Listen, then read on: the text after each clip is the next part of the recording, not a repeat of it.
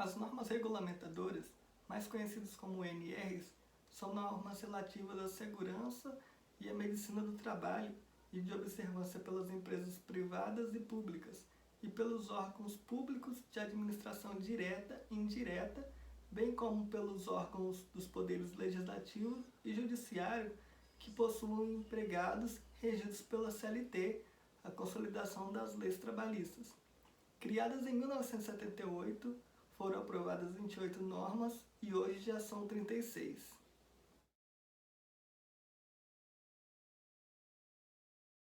A NR33 traz um conjunto de regras específicas sobre atividades realizadas em espaços confinados.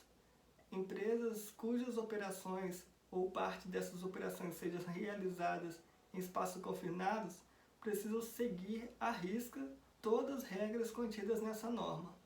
Ela classifica como espaço confinado qualquer ambiente ou área que não foram projetados para ocupação humana contínua, que apresente meios limitados de acesso ou saída e que possua ventilação deficiente ou dificuldade quanto à liberação de oxigênio. Essa norma tem como objetivo estabelecer requisitos básicos que possam garantir saúde e segurança dos trabalhadores que atuam em espaços confinados, assim como os procedimentos que deverão ser adotados para reconhecer, avaliar, monitorar e controlar os riscos existentes. Os tipos de trabalho em espaço confinado são geralmente em obras da construção civil, operações de salvamento e resgate, manutenção e reparos, limpezas, inspeções de equipamentos ou reservatórios, galerias, dutos, elevadores de caneca, poços de válvulas e esgotos. A permissão de entrada e trabalho é um documento de emissão obrigatória que contém conjunto de ações e medidas de controle com o objetivo da realização do trabalho seguro. Só é permitido o acesso ao espaço confinado com a emissão desse documento, como consta no anexo 2 dessa NR. O documento deve ser preenchido e assinado pelos trabalhadores autorizados e vigia. Os profissionais de segurança do trabalho devem reconhecer, avaliar e controlar os riscos aos trabalhos em espaços confinados. A permissão para que o trabalho seja realizado será dada somente após a empresa fornecer a permissão de entrada de trabalho. Sempre que houver uma interrupção nos trabalhos por condições operacionais, manutenção, segurança ou emergência, uma nova permissão deve ser emitida. O número de trabalhadores adequados para realizar a atividade em espaço confinado deve ser definido conforme a análise de risco. O supervisor de entrada tem o objetivo de monitorar e proteger os trabalhadores autorizados. É ele quem emite a permissão de entrada e trabalho antes do início de cada atividade. Ele executa os testes, confere os equipamentos contidos na permissão de entrada e trabalho, assegura que os serviços de emergência e salvamento estejam disponíveis e que os meios para acioná-los estejam operantes, cancela os procedimentos de entrada e trabalho quando necessário e encerra a permissão de entrada e trabalho após o término dos serviços. O vigia deve manter continuamente a contagem precisa do número de trabalhadores autorizados no espaço confinado e assegurar que todos saiam ao término da atividade. Deve permanecer fora do espaço confinado, junto à entrada, em contato permanente com os trabalhadores autorizados. Adotar os procedimentos de emergência, acionando a equipe de salvamento, pública ou privada, quando necessário, operar os movimentos das pessoas e ordenar o abandono do espaço confinado sempre que reconhecer algum sinal de alarme, perigo, sintoma, queixa, condição proibida, acidente, situação não prevista ou quando não puder desempenhar efetivamente suas tarefas nem ser substituído por outros vigias. De acordo com o NR33, a capacidade e treinamento dos colaboradores envolvidos é obrigatório realizar para as atividades em espaços confinados. É dever do empregador planejar, desenvolver e implantar a capacitação para todos os trabalhadores envolvidos, como supervisores de entrada, vigias e trabalhadores autorizados. Os EPIs devem ser fornecidos gratuitamente e adequados para cada situação de risco existente, e o trabalhador deve receber o treinamento adequado quanto ao uso correto do EPI. Para garantir a segurança e proteção dos colaboradores da empresa, é preciso que antes de iniciar o trabalho em espaço confinado, haja uma inspeção prévia do local, elaboração da análise preliminar de riscos, emissão da permissão de trabalho, sinalização e isolamento da área, equipamento de ventilação e medidores de oxigênio, gases e vapores tóxicos e inflamáveis, EPIs, supervisor de entrada e vigia, equipamentos de comunicação, medição de fases e vapores, iluminação e equipamentos de resgate.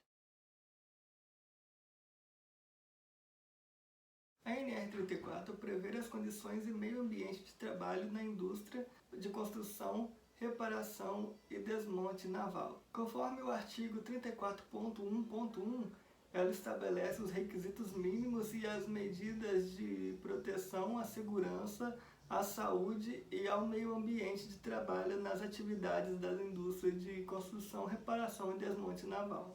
Cabe ao empregador designar formalmente um responsável pela implementação desta norma, garantir a adoção das medidas de proteção, definir nesta norma antes do início de qualquer trabalho, assegurar que os trabalhos sejam imediatamente interrompidos quando houver mudanças nas condições ambientais e que os tornem potencialmente perigosos à integridade física e psíquica dos trabalhadores. Providenciar a realização da análise preliminar de riscos e, quando aplicável, a emissão da permissão de trabalho, realizar, antes do início das atividades operacionais, diálogo diário de segurança, contemplando as atividades que serão desenvolvidas, o processo de trabalho, os riscos e as medidas de proteção, consignando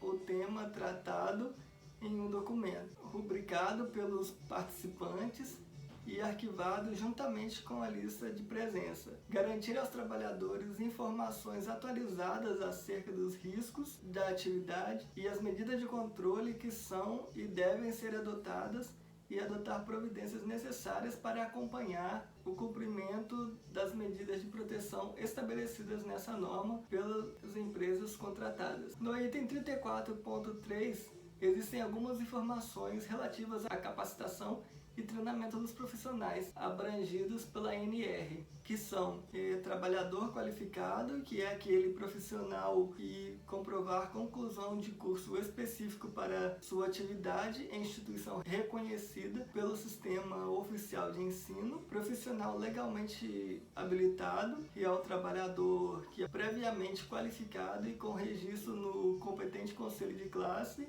e trabalhador capacitado, que é aquele profissional que recebe capacitação sob orientação e responsabilidade de um profissional legal habilitado. Também cabe ao empregador desenvolver e implantar um programa de capacitação que contenha um treinamento admissional e um periódico, além de sempre que ocorrer mudanças no procedimento, condições ou operação de tratamento, evento que indique a necessidade de um novo treinamento e acidente grave ou fatal. O treinamento admissional deve conter uma carga horária de 6 horas de atividades que contempla informações sobre os riscos inerentes à sua atuação, as condições e o meio ambiente de trabalho, os EPCs existentes no local e o uso adequado dos EPIs. Já o treinamento periódico deve ter uma carga horária mínima de 4 horas e poderá ser realizado anualmente ou quando o trabalhador estiver retornado no afastamento ao trabalho por um período superior a 90 dias. A permissão de trabalho é um documento que contém um conjunto de medidas de controle necessárias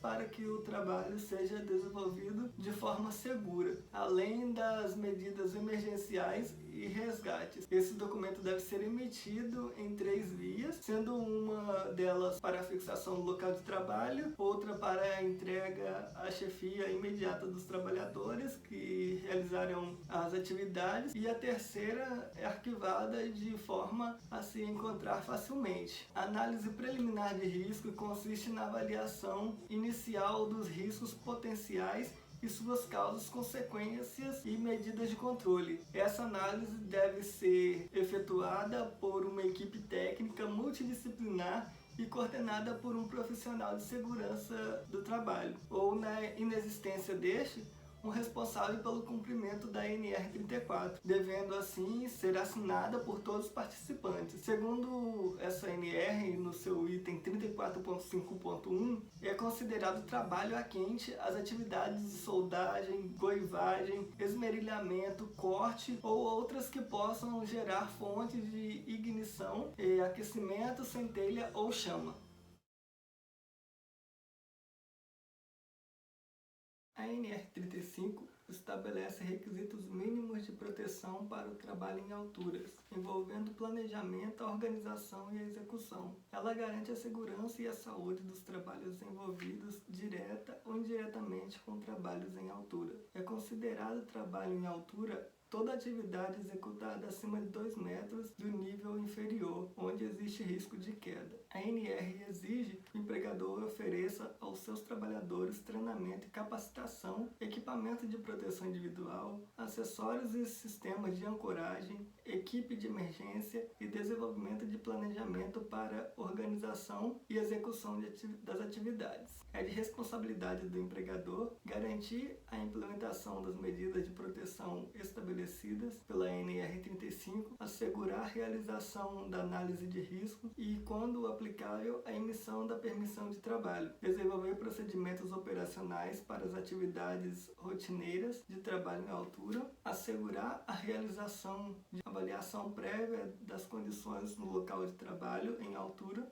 Isso é feito pelo estudo, planejamento e implementação das ações e medidas de segurança aplicáveis. Adotar providências para o cumprimento por parte das empresas contratadas das medidas de proteção estabelecidas pela NR35. Garantir aos trabalhadores informações atualizadas sobre os riscos e medidas de controle. Garantir que qualquer trabalho em altura só seja iniciado depois de adotadas as medidas da NR35. Assegurar a suspensão dos trabalhos em altura quando verificado situação ou condição de risco não prevista e que não possa ser eliminado. Estabelecer uma sistemática de autorização dos trabalhadores que forem realizar trabalho em altura, assegurar que todo trabalho em altura seja realizado sob supervisão e assegurar a organização e o arquivamento da documentação prevista pela NR35. Já o empregado tem a obrigação de cumprir as disposições da NR35 sobre trabalho em altura, colaborar com o empregador na implementação das disposições contidas nessa NR. Por meio do direito de recusa, a NR35 garante ao trabalhador o direito de interromper suas atividades. Esse direito é válido sempre que constatarem evidências de riscos graves iminentes. É preciso que ele comunique imediatamente o fato ao seu superior hierárquico. Zelar pela sua segurança e saúde e a de outras pessoas que possam ser afetadas por suas ações ou omissões no trabalho. Conhecida como a NR dos frigoríficos, a NR36 é a mais recente das normas regulamentadoras, publicadas pelo Ministério do Trabalho e Emprego, e tem como objetivo estabelecer um padrão de qualidade para avaliação, controle e monitoramento dos riscos existentes nas atividades de abate e processamento de carnes e derivados destinado ao consumo humano. A finalidade da NR é garantir mais segurança, saúde e qualidade de vida para todos os colaboradores deste setor, estabelecendo requisitos mínimos para realizar as atividades, priorizando a proteção dos trabalhadores. Os principais riscos existentes nesse ambiente de trabalho são o frio, os movimentos repetitivos em curto espaço de tempo, o uso uso de ferramentas cortantes, além de fatores psicológicos que interferem na rotina dos funcionários, como a pressão por produtividade. O alto índice de doenças ocupacionais nesse setor são causadas principalmente pelas baixas temperaturas que podem causar algum desconforto para o trabalhador. O movimento repetitivo também pode causar lesões, expondo os trabalhadores a doenças ocupacionais como ler ou dor. Segundo a NR36, o mobiliário e postos de trabalho devem ser adaptados para favorecer a alternância das disposições e proporcionar mais qualidade para o trabalhador exercer as tarefas. Os equipamentos de trabalho, sejam bancadas, esteiras, mesas ou máquinas, devem proporcionar condições de boa postura, visualização e operação. O levantamento e transporte de produtos ou cargas também é um fator que requer atenção às condições do ambiente de trabalho e adoção de medidas para adequação de peso, carga e manipulação de alimentos devem sempre respeitar a segurança e a saúde do trabalhador, tendo em vista o alto esforço físico que é praticado por eles ao longo da jornada de trabalho. A norma de segurança também prevê a adoção de pausas durante a jornada de trabalho, estabelecendo que os intervalos sejam, no mínimo, realizados na seguinte maneira. Para trabalhos de até 6 horas, o tempo de pausa deve ser de 20 minutos, até 7 horas e 20, 45 minutos de pausa, e até 8 horas e 48 minutos, 60 minutos de pausa.